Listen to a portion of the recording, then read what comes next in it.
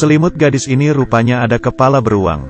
Di saat dia dibangunkan, ibunya tiba-tiba masuk. Alasannya karena tidak menemukan suaminya. Juga ayah tiri si gadis. Karena ada teman yang sangat penting akan bertamu ke rumah. Jadi dia tidak ingin si gadis dan suaminya untuk berada di rumah.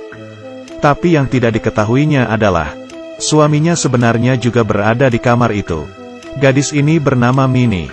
Dia memiliki seorang ibu yang iritabilitas, alkoholisme, keegoisan dan kemalasan. Melahirkannya sebelum menikah. Kelahiran anaknya menghancurkan reputasinya sebagai bintang. Sehingga anaknya adalah suatu hal yang buruk. Minnie yang tumbuh besar di lingkungan seperti itu, hatinya sangat tidak sehat. Hari ini ulang tahun Minnie. Ibunya mengatur seorang pria untuk menjadi hadiahnya. Di malamnya dia juga bisa memanfaatkannya. Siap sangka hal ini diketahui Minnie. Kemudian sudah membayar duluan bayaran si pria. Dan dirinya sendiri yang bertukar tempat dengan si pria. Semuanya dilakukan. Dan ternyata memberikan kejutan untuk semuanya. Juga membuat ibunya tidak senang. Tidak salah, beginilah Minnie orangnya. Dia pemberontak dan suka kegembiraan. Ibunya tidak suka dia melakukan apa-apa. Tapi dia akan tetap melakukannya. Hari ini ibunya berkata kepadanya, "Rok pendekmu akan memperlihatkan lemakmu." Minnie berkata akan menggantinya menjadi celana. Tapi kebenarannya, kakinya juga bisa menggoda pengantar barang. Dia juga mendengar saat ibunya masih muda, telah melakukan amal.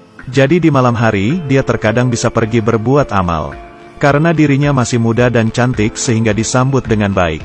Hari ini ada orderan. Bosnya menyuruhnya untuk pergi menandatangani.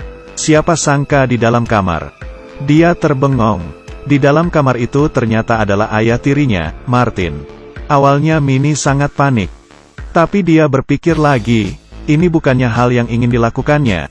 Kemudian dengan cara lampu yang dimatikan dan tatapan kosong, akhirnya menyelesaikan tugasnya.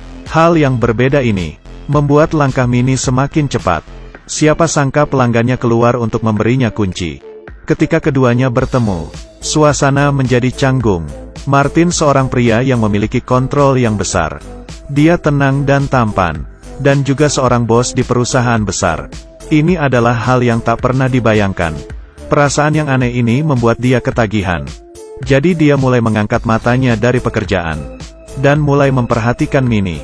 Di malam hari setelah istrinya tidur, dia akan datang ke kamar Minnie.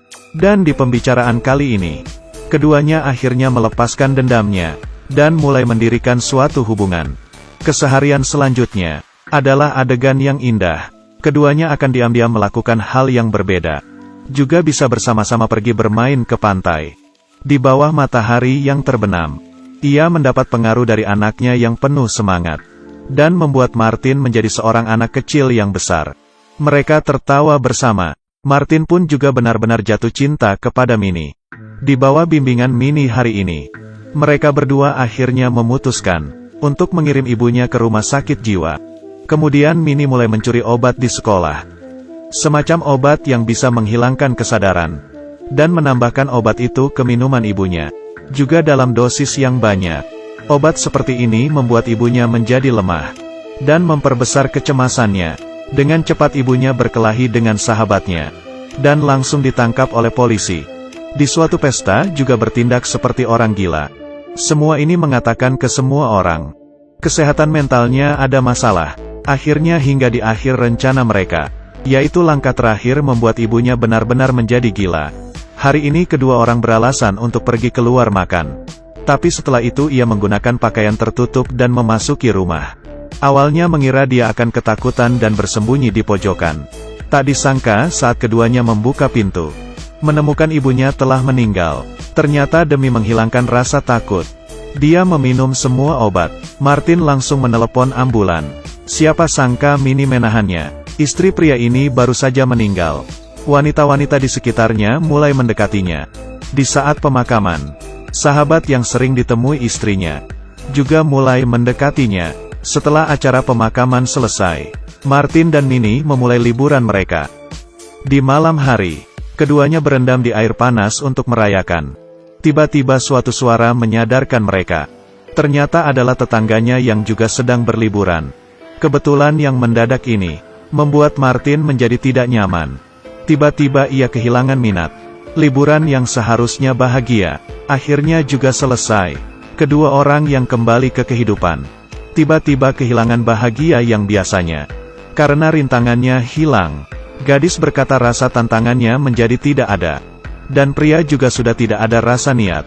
Seperti itulah kehidupannya mulai biasa-biasa saja. Siapa yang tahu kunjungan seorang inspektur menghancurkan hidupnya yang damai. Ada orang yang mengirim foto ke detektif mengenai kedekatan mereka. Ini adalah motif keduanya untuk membunuh. Meski baru pertama kalinya, inspektur tidak mendapatkannya. Tapi keesokannya, dia menemukan CCTV Mini yang sedang mencuri obat. Menghadapi pertanyaan dari guru dan inspektur, Mini dengan nangis mengatakan ibunya yang memaksanya untuk mencuri obat tersebut, agar dia bisa mengonsumsinya. Dengan ekspresi kasihan ini pun akhirnya berhasil membohongi gurunya. Tapi tidak bisa membohongi inspektur. Setelah itu inspektur menginterogasi Mini. Dia mengatakan ke Mini, jika ia mengambil inisiatif untuk melaporkan Martin, dia bisa mendapatkan penyataan tidak salah.